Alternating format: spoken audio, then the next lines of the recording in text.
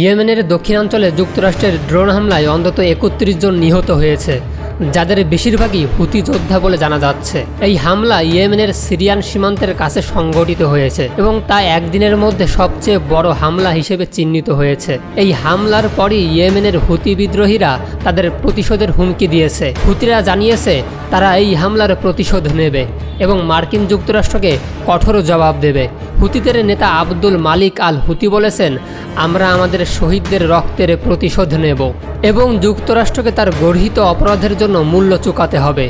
এছাড়া হুতিরা হুঁশিয়ারি দিয়েছে যে তাদের প্রতিশোধের পরিকল্পনা শুধু ইয়েমেনের মধ্যে সীমাবদ্ধ থাকবে না, বরং এটি আন্তর্জাতিক পর্যায়েও প্রভাব ফেলতে পারে। এই হামলার পর ইয়েমেনের পরিস্থিতি আরও উত্তপ্ত হয়ে উঠেছে এবং আন্তর্জাতিক সম্প্রদায়ের মধ্যে উদ্বেগের সৃষ্টি হয়েছে।